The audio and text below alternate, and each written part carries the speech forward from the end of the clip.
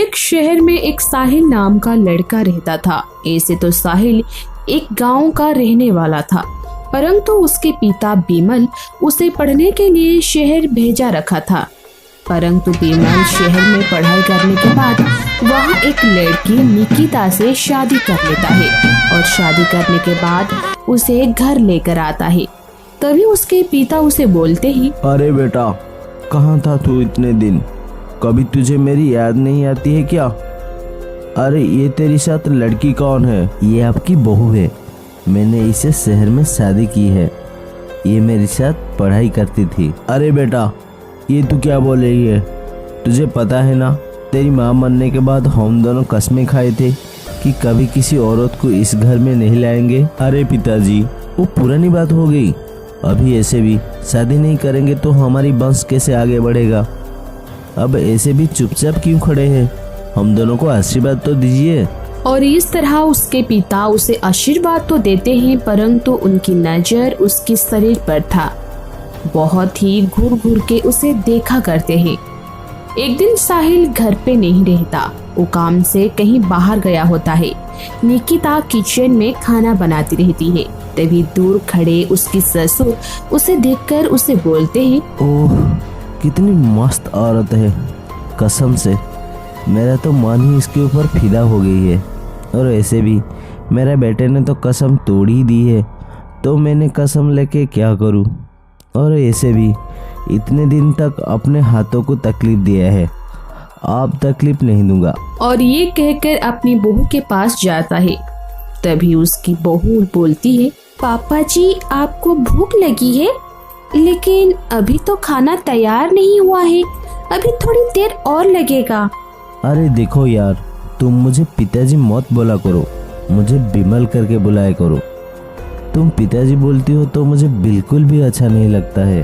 ये क्या कह रहे हैं पिताजी?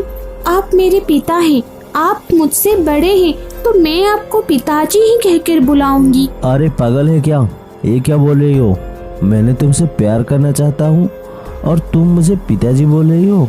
जब इस बात को निकिता सुनती है तो बोलती है, आपका दिमाग खराब हो गया है पापा जी, आप कैसी बात बोल रहे हैं?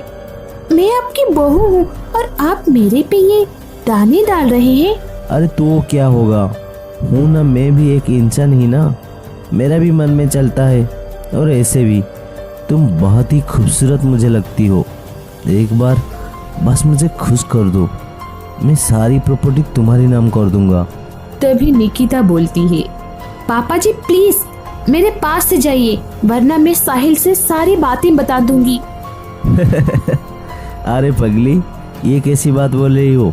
जानती है तू, मेरी बेटा ना मेरी पे थोड़ा भी शक नहीं कर सकता, क्योंकि वो मुझे जानता है कि मैं कभी भी गलत काम नहीं कर सकता हूँ। और ये कहकर उसके ससुर उसके ऊपर टूट पड़ते हैं और उसके साथ बदतमीजी कर देते हैं और उसके साथ वो सारे काम करते हैं जो एक पति पत्नी के बीच होता है। शाम को जब साहिल वापस आता है तो निकिता उसे सारी बात बताती है, परंतु उल्टा साहिल ही उसको डांटता है और बोलता है, तुम पागल हो गई हो?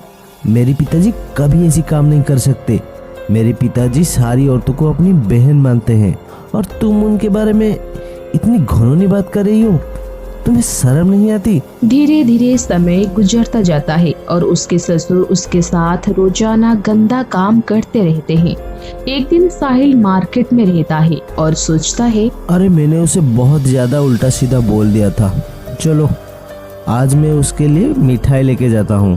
और ये कहकर साहिल उसके लिए मिठाइयाँ लेकर घर जाता है। तभी देखता है कि उसके पिताजी निकिता के साथ गलत काम करते रहते हैं। तभी देखकर साहिल बोलता है, पिताजी, मैं आप पे कितना भरोसा कर रहा था और आप इतना गंदा काम करते हो। मुझे विश्वास नहीं हो रहा था, लेकिन अपने आंखों से देख लिया, मुझे अब सब कुछ समझ आ गया। और ये कहकर अपने बीवी को लेकर फिर से शहर चला जाता है। तो दोस्तों, इसलिए कहते हैं कि कभी कभी हमें दूसरे व्यक्ति पर भी भरोसा करना चाहिए कि वो क्या सच में सही बोल रही है या गलत।